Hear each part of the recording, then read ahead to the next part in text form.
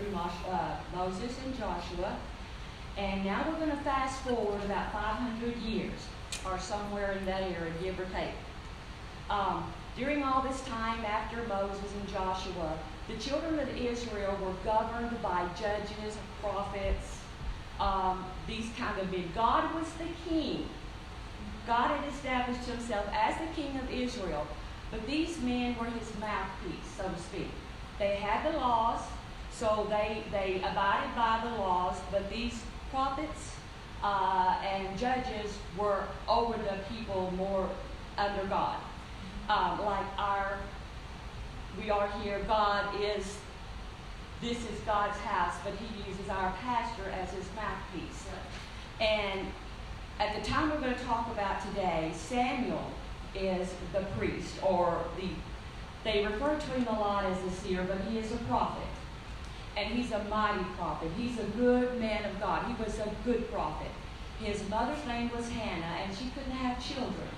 And she told God if he would give her a son, that she would put him back into the work of the Lord. And God granted her desire, gave her a son. When he was weaned, she took him back to the house of God, had him dedicated, and he became under the prophet then Eli's teachings. And that's where he remained all his days till Eli left, and then Samuel took over as the priest or judge of Israel. But just like Eli, Samuel's sons did not follow in his ways. They were evil. They cheated the people. They were deceitful. They bribed them. They took things from them.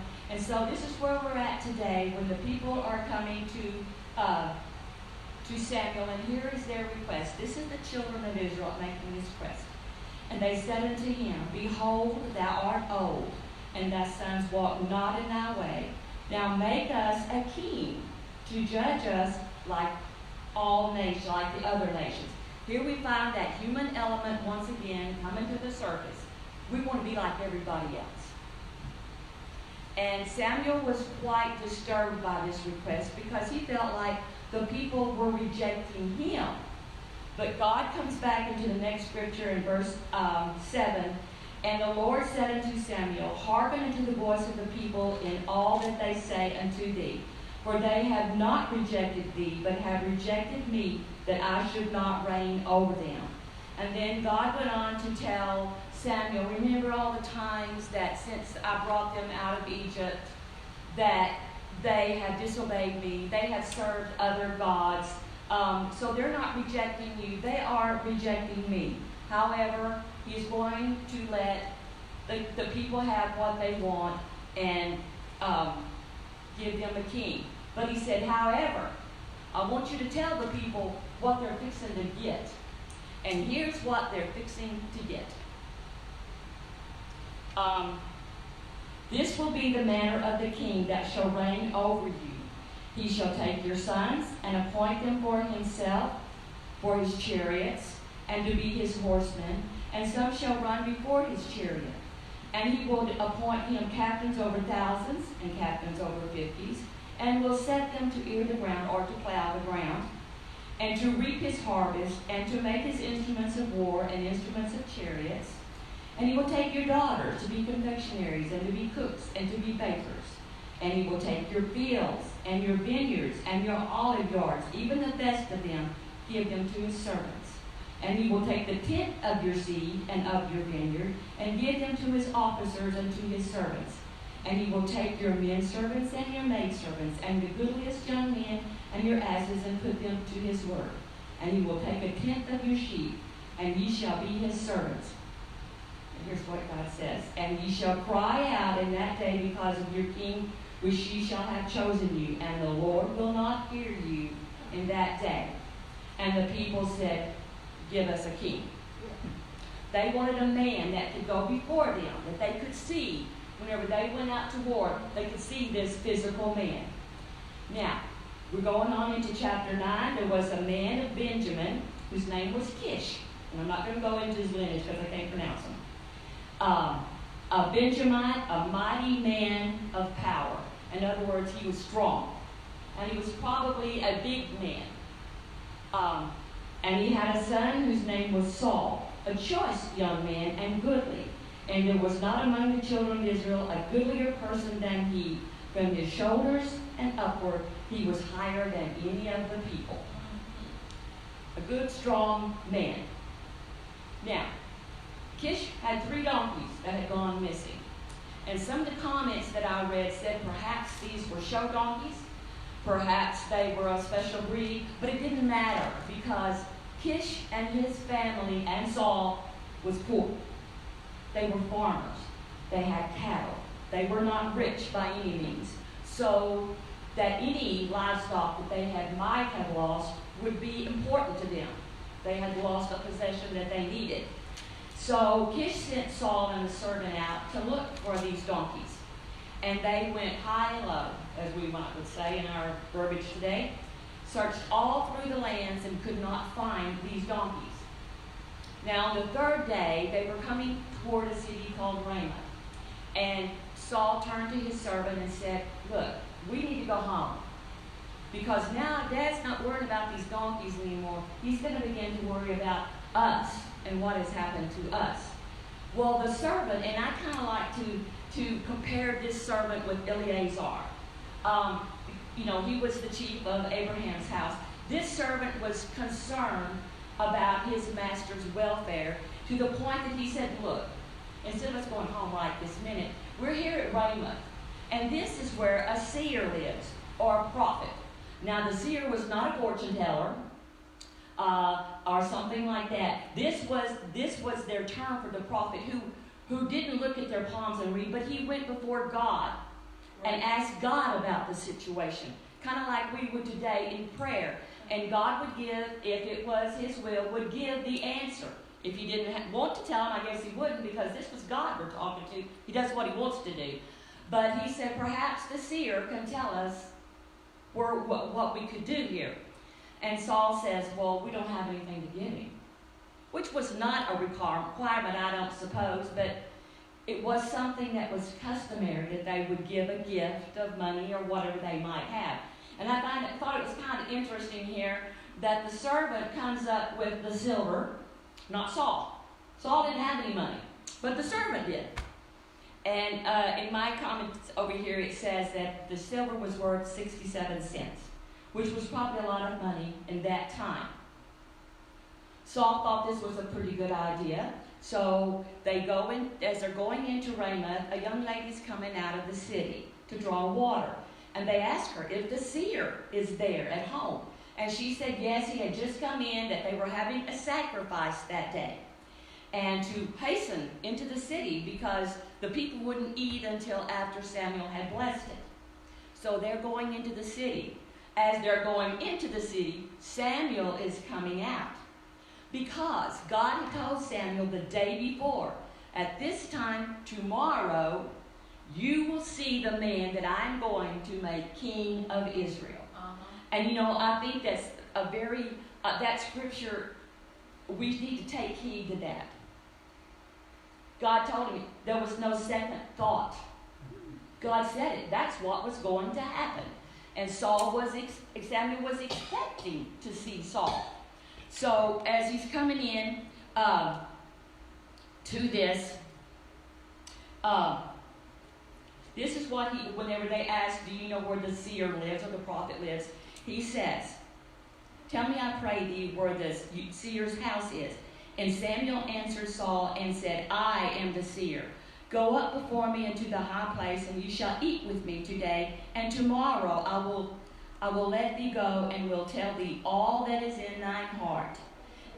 And as for thine asses that were lost 3 days ago, set not thy mind upon them, for they are found. And on whom is all the desire of Israel? Is it not on thee and on thy father's house? Now Saul was smart enough to know what Samuel was talking about. In other words, he's telling Saul, you are going to be the king, and God's and all the house of Israel's eyes are on you. And this is what Saul says. Now at this time, you're going to find that Saul is a very humble man, maybe even a little timid. We don't see that later on, but right now we see this in him. And he answers and says, and Saul answered and said, am I But because of a gross sin that they had committed, the other tribesmen had gone in and almost annihilated all the men of Benjamin. So now they were the smallest tribe. And Saul is saying here, we have the smallest family of all the tribe of Benjamin, and we're poor. So why in the world is God going to make me the king? But nonetheless, he goes with Saul, and they go to the feast and do the sacrifice, and Samuel has the biggest portion of the meal set before Saul, as already prearranged. And that night, he takes him up on the roof of their house, as the scripture says, and they talk. They have a conversation late into the night, I'm sure. Samuel is probably telling Saul all about the Israelite history, what's going to become, what's going to happen to Saul. And then the next morning, he gets Saul up and he's sending him on his way. As he's leaving, he tells Samuel to send his servant on ahead. And here he takes a horn of oil and anoints Saul to be the king over Israel. This is all just between the two of them. He has not been set up as king yet. This is just God anointing him. And he told Saul, now here's what's going to happen. As you're going on, you're going to meet 3 men.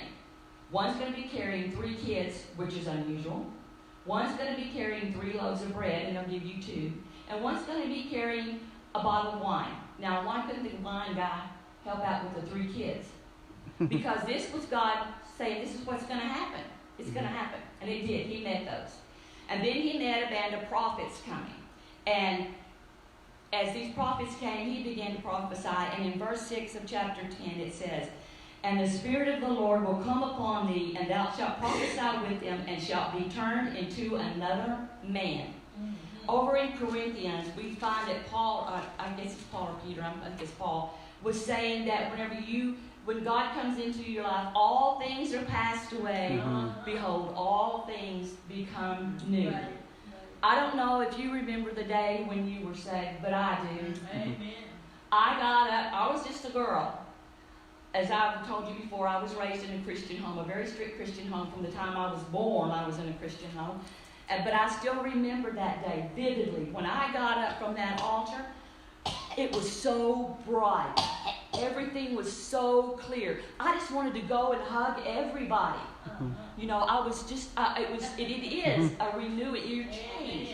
And this is what actually had happened to Saul right here. He was changed. Not that he was a bad guy to that point, but God put a new spirit in him. And thou shalt go down before me unto Gilgal, and behold, I will come down unto thee to offer burnt offerings and to sacrifice sacrifices of peace offerings. 7 days shalt thou tarry till I come to thee and shew thee what things thou shalt do. And it goes on in chapter 9 to say that God gave him another heart.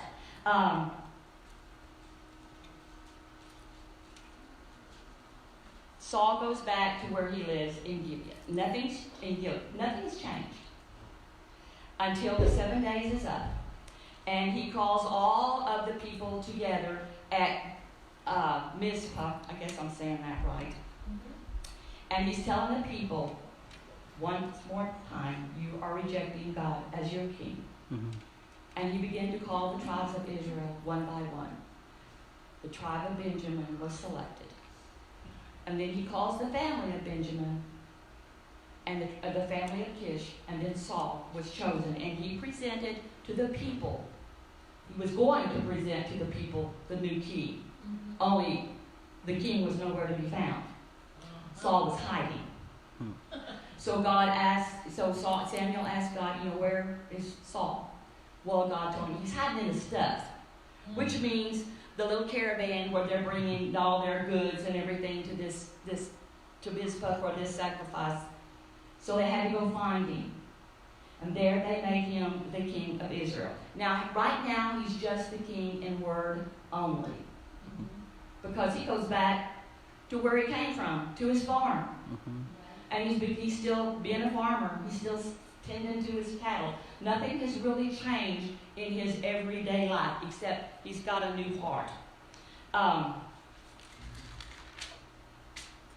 Then there was a man called Nahash. And he decides to come against the men of Jabesh Gilead, which were Israelites. And he's going, and the men of Jabesh Gilead were not strong enough to defeat this Ammonite. So they said, well, look, we'll just offer ourselves to you as a servant. How will that do? And Nahab said, okay, we'll accept that, but on one condition, that we gorge out your right eye, therefore making them defenseless.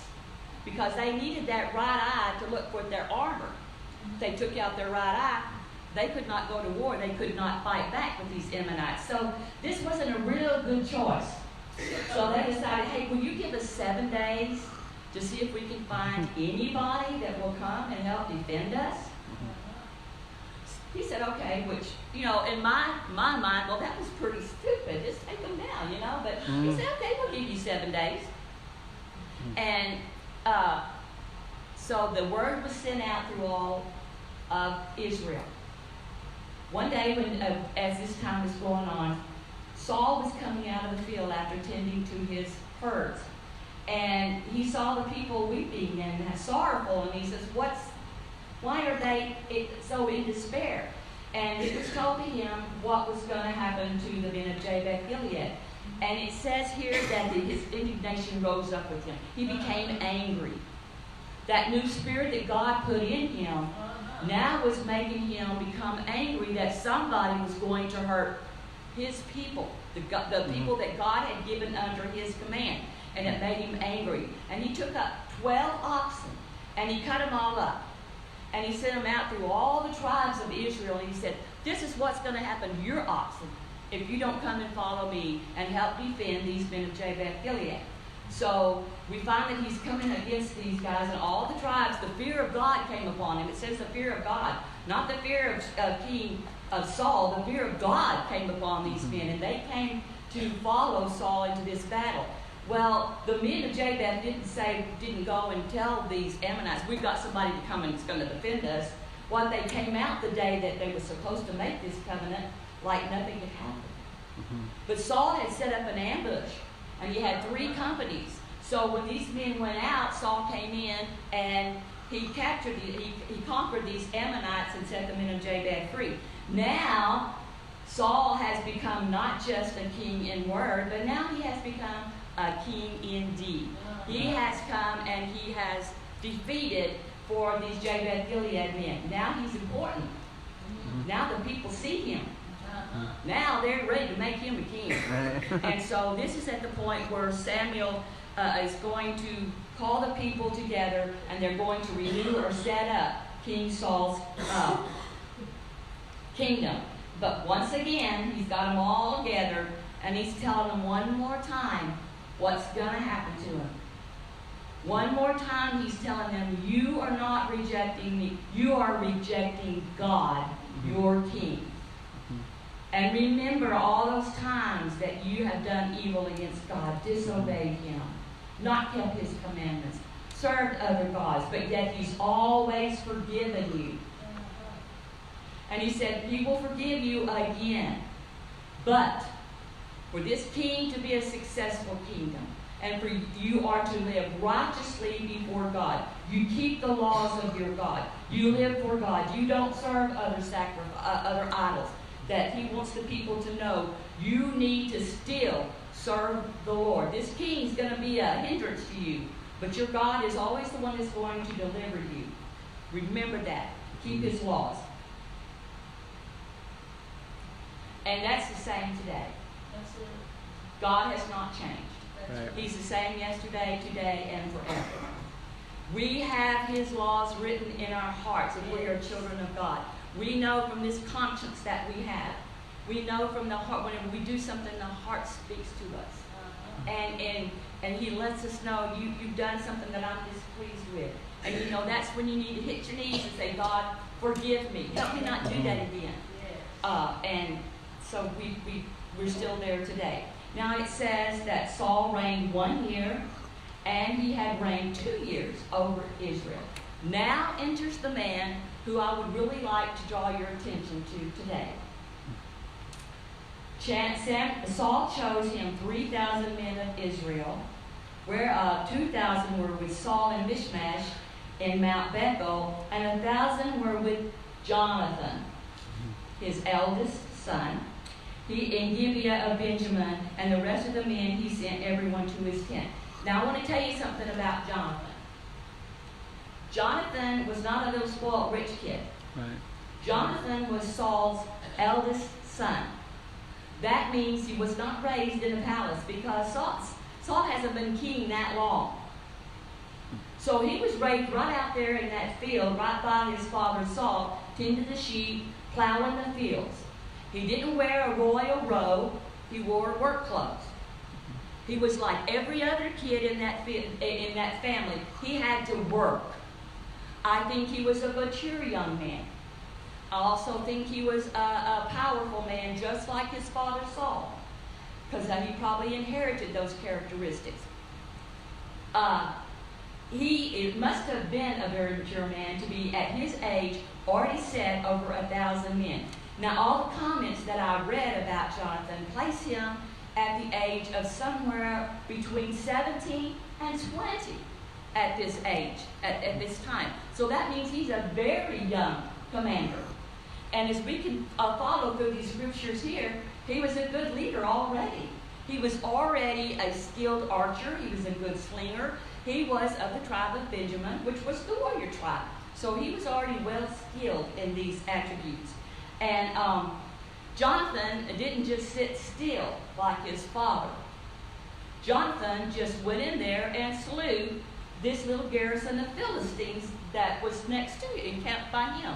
And the cry goes out. Here's what it says in verse 3. And Saul blew the trumpet throughout the land, saying, "Let the Hebrews hear." All the Israel heard say that Saul had smitten a garrison of the Philistines, and that Israel also was held in abomination with the Philistines, and the people were called together after Saul to Gilgal.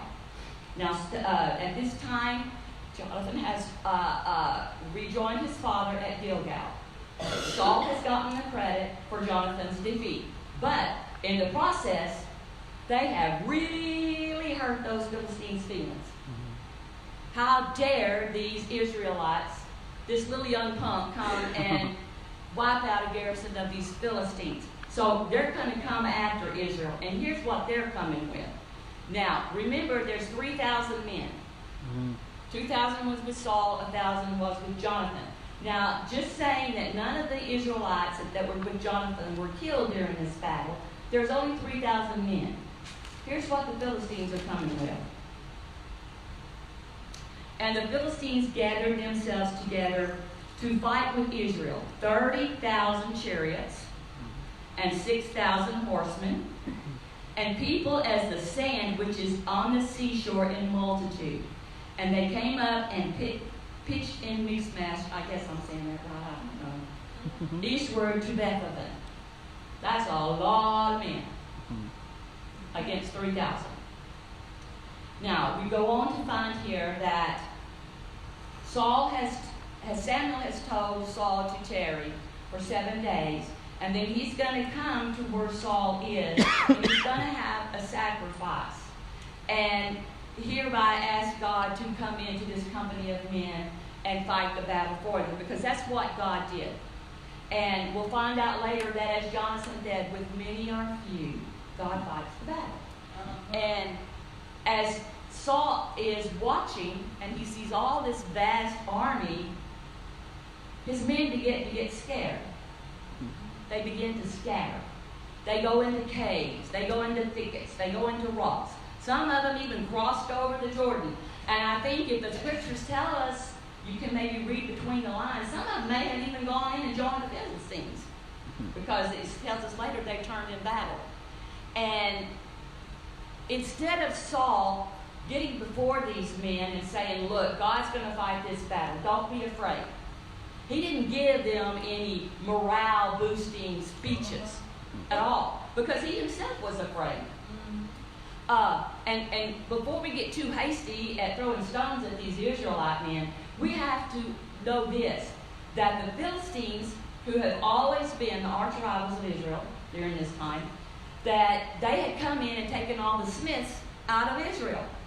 There was nobody there to make swords and shields and armor, to sharpen anything that they had. And there was only 2 swords in the camp of all these 3,000 men. And that was on Saul and Jonathan. That was the only 2 swords. I might have fled myself. No morale. Everybody's afraid. I'm going to die. I'm leaving. Well, to make matters even worse, and I'm jumping ahead of myself here a little bit, he waited 7 days. Samuel didn't come just at the moment that Saul thought he should. So he did the one thing he should not have done. He committed a crime against God. He stepped into the priest position and offered the sacrifice himself. And just as he did, let me see where I'm at here. Way ahead. Just as he had done this, Samuel comes. Isn't that the way it always is? Samuel came along. Let me find out where I'm at here. Huh? Well, I don't know, because I'm jumping ahead of myself here. 8 in what? First chapter? 13. Is this where, okay. And it says, and Samuel said, "What hast thou done?" And Saul said, "Because I saw that the people were scattered from me, and that thou comest not within the day appointed, and that the Philistines gathered themselves together at mismatch. Therefore said I, the Philistines will come down now upon me to Gilgal, and have not made a supplication unto the Lord. I forced myself therefore to offer a burnt offering." We never have to force ourselves to go against God. Never. That's a human element. We don't force ourselves. We let self get in the way. And Samuel said unto Saul, "Thou hast done foolishly. Thou hast not kept the commandment of the Lord thy God, which he commanded thee. For now would the Lord have established thy kingdom upon Israel forever. But now thy kingdom shall not continue. The Lord has sought him a man after his own heart, and the Lord hath commanded him to be captain over his people, because thou hast not kept that which the Lord commanded thee." Now his kingdom is going to be taken away. That's it. Because he broke the commandment of God. I think, and this is my personal input here, we do things that are foolish sometimes. And we step out of the spiritual realm into a realm of man, and we do things we should not to do. And I think that God is a very understanding God. He's a very loving God. He's a very forgiving God. And maybe I'm wrong here, because I'm saying this is just me saying this. Maybe had Saul done this with a different frame of mind, God may not have been so strict in his punishment. He would have punished, because we don't do God. We reap what we sow. One way or the other, we're going to reap our wrongs. But Saul had a spirit that was not in accordance with God. He was trying to make his men stay instead of relying on God. He did this within himself. And I think that's where his problem was.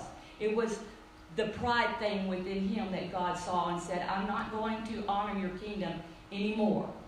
I'm going to give it to a man after my own heart." And he made another very serious mistake here. He told his men they were not to eat anything till the Philistines were conquered. Eat nothing when you're going to battle. Just skip a meal if you do not get fatigued. Well, I eat all day long, so, if I skipped a meal, I would be in bad shape. So this was another very foolish command of Saul's, that his men could not eat. Meanwhile,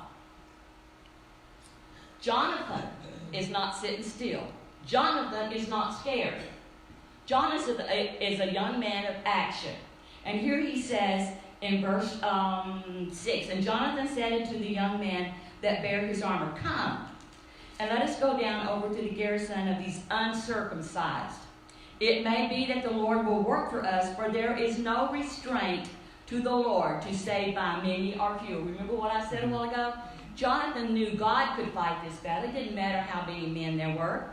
And his armor said unto him, Do all that is in thine heart. Turn thee, behold, I am with thee according to thy heart. I think this is another good servant or armor bearer. He sees in Jonathan a good man, a man that he can depend upon. So whatever Jonathan is going to say, I'm right there with you. I've got your back. And Jonathan says, Behold, we will pass over into these men, and we will discover ourselves to them. In other words, we're going to let them see us. Now, these guys are encamped on a bluff. If you could just visualize in your mind a little bluff here. And up here is the solid ground, kind of like a mountain cliff. And the only way that they figured that the enemy could come in was this way. So they had guards there. Because this cliff was so steep, so rocky and thorny and slippery, that it was just almost impossible for anybody to climb up this way and get to them. Except Jonathan and his armor bearer. They did it. With God's help, they climbed this cliff. And they made a little pact. They said, and if they say thus unto us, Tarry until we come to you, then we will stand still in our place and will not go up unto them. But if they say thus, Come up unto us, then we will go up, for the Lord hath delivered them into our hand, and this shall be a sign unto us. Now, I think it's interesting that, and this is just my thoughts as I read, Jonathan and his armor bearer are making a pact together. This is what we're going to do. God hears this. Now, when you're on God's side, He sees your thoughts, and He will confirm things that He would have you to do through these little things like this that happened here. I think that's interesting that God even hears the slightest little pact made between men. And if He honors it, He comes to your rescue there. He's with you. And as they go up to this mountain, they show themselves. And now the Philistine sees them. Now, some of the comments I read said that perhaps he came at an early morning hour when they were just right. Maybe hadn't had their coffee yet. And they were kind of, their minds were scattered, not real alert, so that was easier for them to conquer. It doesn't matter. God knows how to do these things. And as they come up and show themselves, the Philistine says, Come here, I'm going to show you a thing. That was the sign. Come on. God was going to deliver. And so Jonathan and his armor bearer rush into the camp. Now, it's just not Jonathan and his armor bearer, because they are in such a commotion that they begin to kill one another. And then God sends an earthquake. God fights our battles through nature. You know that? God fights battles through nature. That's how He uses so many things to do His will, is through nature, through the things He's made.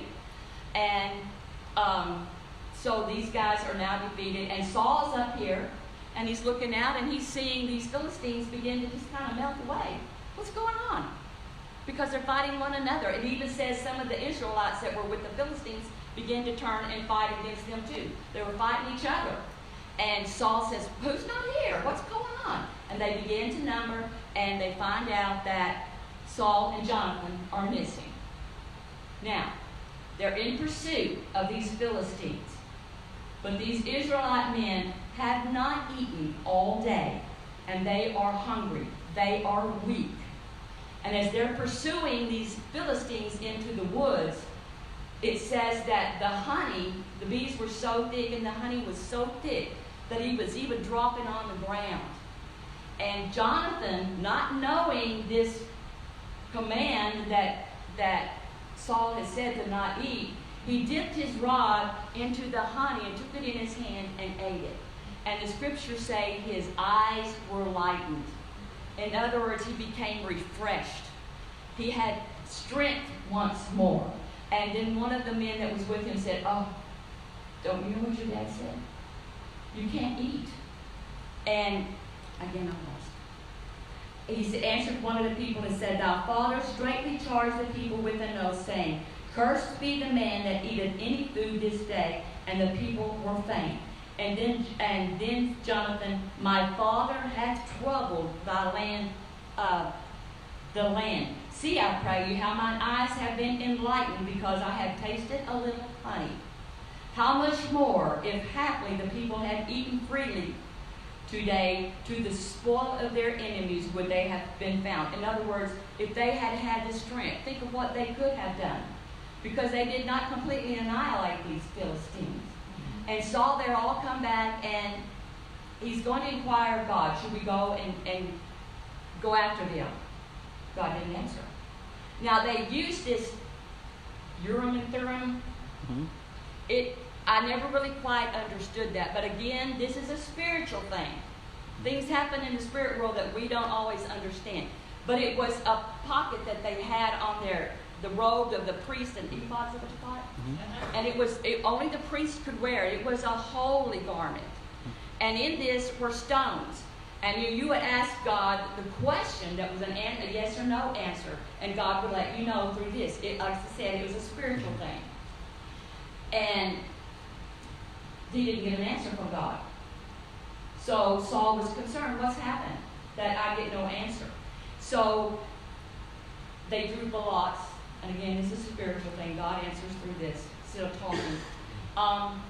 The lot fell upon Saul and Jonathan. And King Saul had already said he would kill the man who had committed the sin. He would kill that man, even if it was Jonathan. He didn't know it was Jonathan, but he had already said this. And so when the lot fell on him and Jonathan, then he cooled the lot between he and Jonathan, and it fell on Jonathan. And King Saul was going to kill his son Jonathan because he had made this oath. But the men asked King Saul, why? Because of Jonathan this day, we have conquered the Philistines. So why are you going to take his life? So because the men backed up Jonathan, and I think that Saul's army had a great respect for Jonathan. His life was spared that day.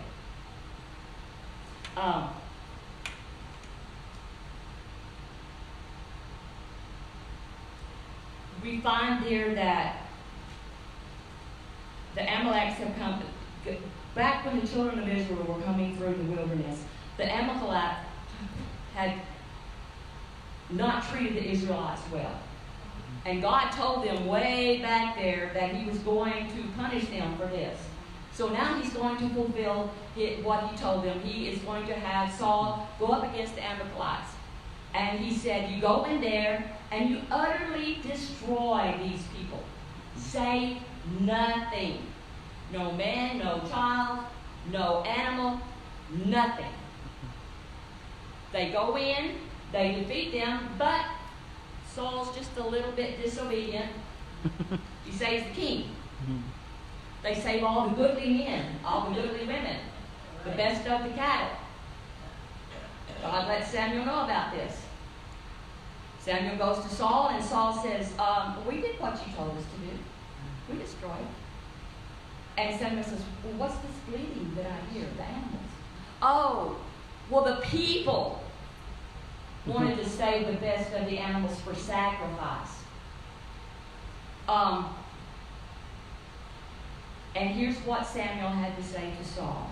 And Samuel said, hath the Lord as great delight in burnt offerings and sacrifices as in obeying the voice of the Lord? Behold, to obey is better than sacrifice, and to hearken than the fat of rams. And here's what he says this is, that this rebellious spirit is. For rebellion is as the sin of witchcraft, and stubbornness is as iniquity and idolatry. Because thou hast rejected the word of the Lord, he hath rejected thee from being king. And we find that Samuel did take King Agag and did kill him.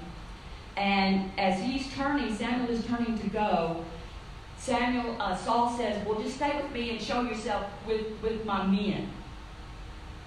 And Samuel said, no, I'm leaving, because God has taken the kingdom from you.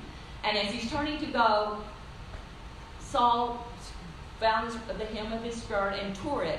And Samuel said, just as you have rent my garment, so is God going to rent the kingdom from your hand. And I'm way behind.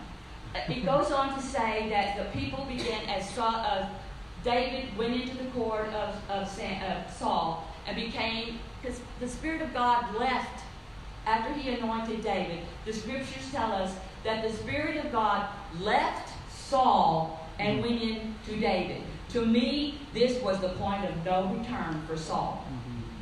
Because God replaced that spirit with an evil spirit. To the point that even his servants said, we've got to do something. Let's find somebody that can play music and soothe him when this evil spirit comes over him. So they found David. And as the scriptures go on to tell us, David was the man who God actually appointed to be king over Israel. A good man. And many, many times through the scriptures that follow, he has had opportunity after opportunity to kill Saul, but he did not ever take them. Between Jonathan and David, Jonathan, it says after David killed Goliath, this should have been a 2-week thing, that the people would cry out, Saul has killed his 1,000, and David his 10,000, and that did not set well with King Saul, because he wanted the praise, not David. So he began from that day, he kept his eyes on David in a way to kill him. He tried to kill him through Jonathan. He tried to kill him through his wife Michal, who was Saul's daughter. Any way he could find. His constant pursuit through his whole reign as king, he was in pursuit after David. It seemed like he could care about nothing else but to kill David, because he was so jealous of David. His jealousy took over. Right. And every chance he could. Jonathan never, I think this is what I felt so strongly toward Jonathan. He was completely faithful and loyal to his friend David. He loved David. From what all I could gather, Jonathan was probably around 27 years older than David. And he loved David. He may have loved David as a son. He was in his heart to love David. Again, I think that might have been a divine thing, because God knew he was going to have to use Jonathan to help save David's life, as he did whenever the new moon was come and they were having a celebration. And Saul was after David's life. Well, instead of David sitting at the table on the new moon, he said, tell your dad that I'm at a feast for a family gathering that had to go to Bethlehem to his home. And if your father is okay with that, then I know all is well. But if he gets angry, we know that he has evil against me. Well, Saul became so angry that he actually even tried to kill his own son, because he knew then that Jonathan was in league with David. David and Jonathan had made a league that because Jonathan had accepted the fact he was not going to be the king. God had taken away the throne of Saul. He was the heir to become king. He accepted the fact he would not be king. He accepted the fact that David would be the king. And he made that pact with David. Whenever you become king, because he knew he would, don't kill me and my family. And David agreed, no, I will not. I will save you. And he was going to be the second in command under David.